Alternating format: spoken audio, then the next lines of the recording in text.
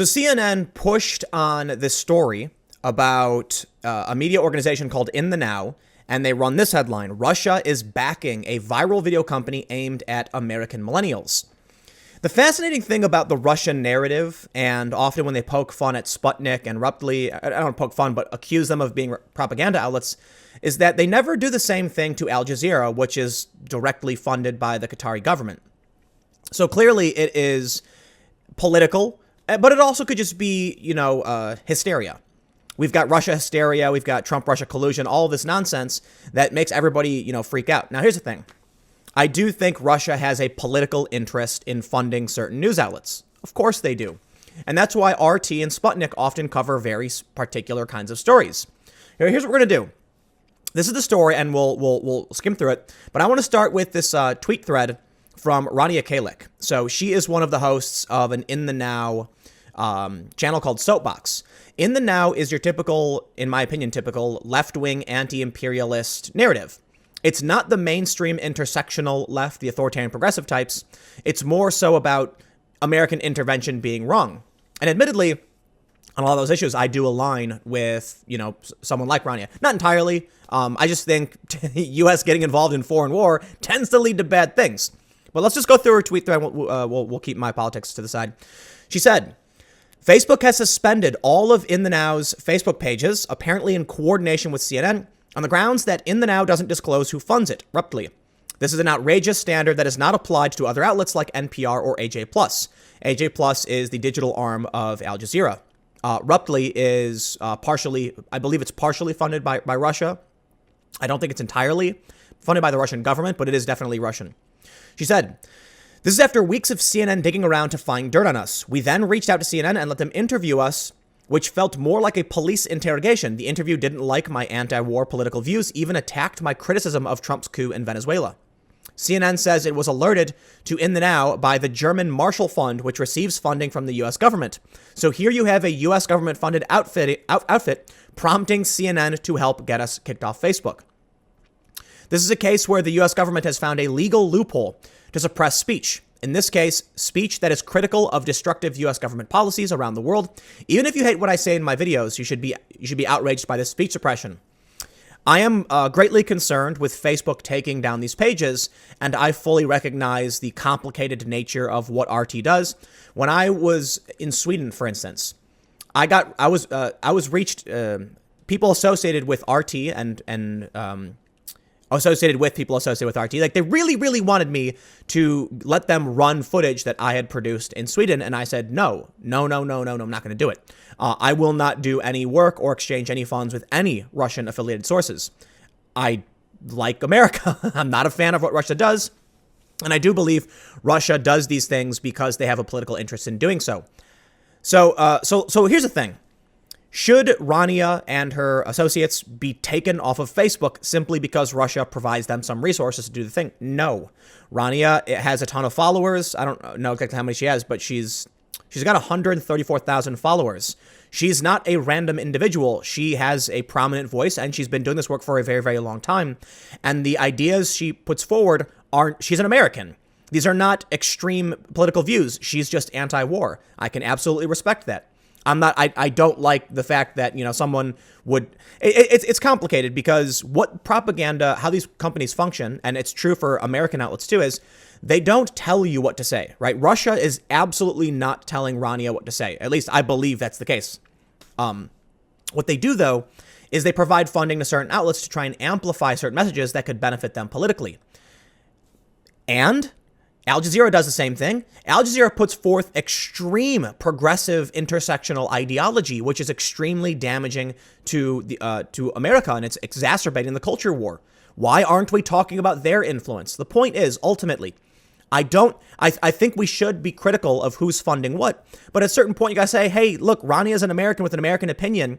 No one's telling her what to say. She can do it. She can say what she wants. But now her page has been taken down, and as she's mentioned, you don't see that it's standard applied to other outlets. So I find this disconcerting. But let's read on what she has to say. Also, I will point out too, I do think it's somewhat unfair to claim CNN is, coordinating with this kind of censorship. But I will also point out Oliver Darcy, who contributed to the banning of Alex Jones based on his own word. He said that these platforms weren't going to take Jones down until they applied media pressure. Now we're seeing something similar. So CNN knows, okay, they know that when they apply this pressure to these companies, it forces their hand due to PR backlash and just a general fear of, how it will be perceived that Facebook is allowing this to take place or something. Rania says CNN should be ashamed for helping the U.S. government suppress speech they don't like. They claim to be for a free and open media, but their behavior is coordinating with Facebook to shut down In the Now. Shows what BS that is. CNN isn't state media, but it sure acts like it. Sure. So here's the thing. It's an absolutely tough situation. I don't think we can say just because CNN reported on the issue, they're coordinating with the government. I will say that CNN presenting this kind of... It's really complicated. I can't blame CNN for reporting on it. But at a certain point, when you see Oliver Darcy say, we apply pressure to get people banned, then it's kind of like, you guys know what you're doing. You know how this will play out. So in effect, you are contributing to the suspension. Rania adds, Facebook suspended us on the grounds that we don't disclose we receive funding from Rupley, whose parent company is RT. But this standard is not applied to NPR, AJ Plus, or TRT. It's discrimination, part of a McCarthyist witch hunt.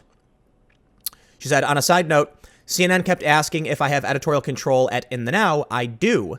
The interview didn't believe me, so I asked where Mark Lamont Hill's editorial freedom was when CNN fired him for telling the truth about Israeli occupation of Palestine. Response was crickets.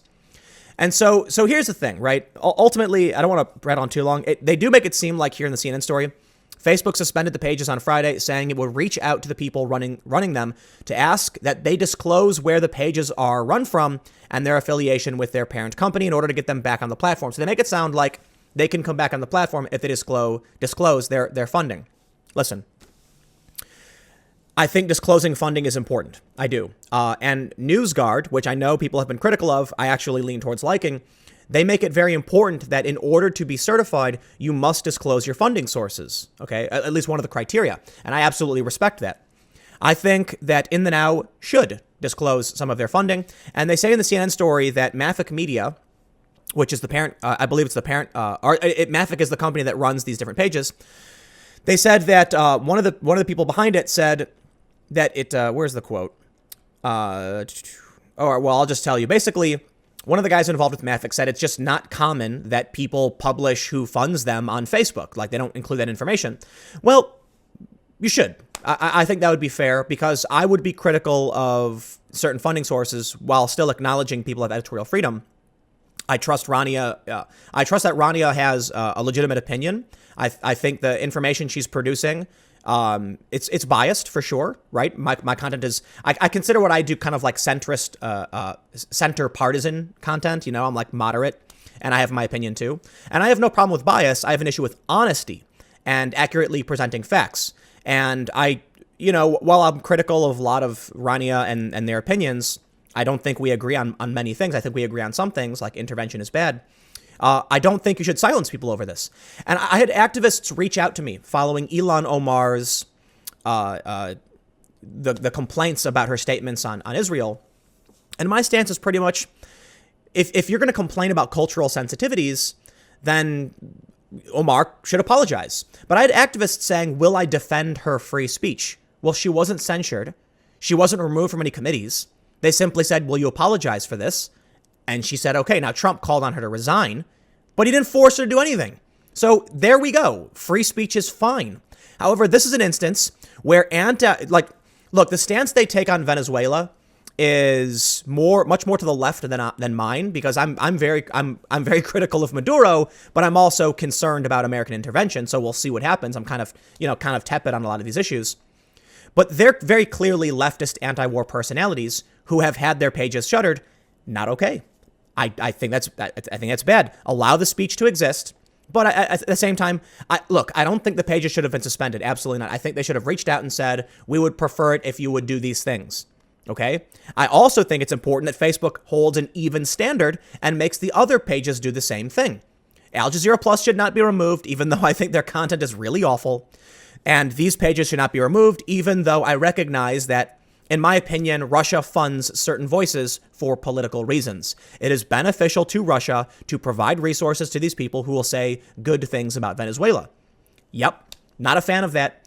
But Rania has a right to express her opinion. She's an American citizen. She has a First Amendment right. And Facebook taking down these pages simply because they legally receive funding, I think is a really, really dangerous precedent.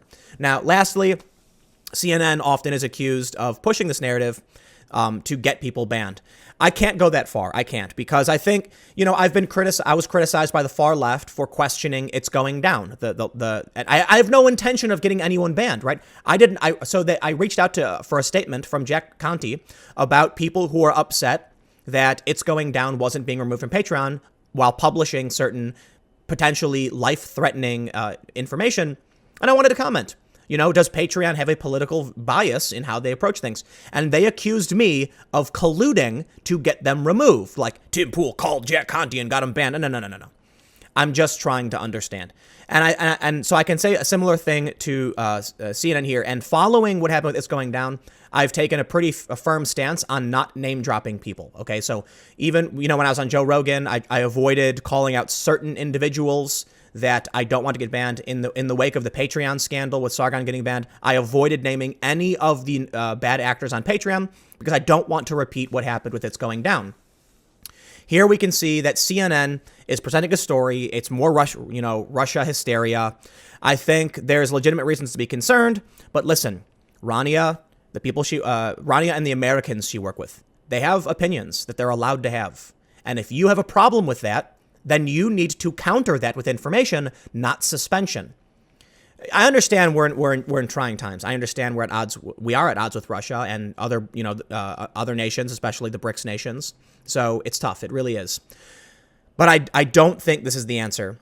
And I'm increasingly concerned that we have this kind of weird loophole where you can effectively censor political opinions, because if you want your opinion to be seen by anybody, social media is dominating. So what they've done to Mafic Media, I think. But you know what? I assure you there's going to be a bunch of resistance left claiming that I'm propping up like Russia. But here's the funny thing. When they like to claim about Russia supporting Trump and all that, well, hold on. These are not Trump supporters who are suspended. These are leftist, anti-imperialist, anti-war personalities. It's complicated. So I would like to see their channels restored. I will always be an activist for the free exchange of information. I recognize the challenges with Russia, but I think it was wrong that they have done what they've done.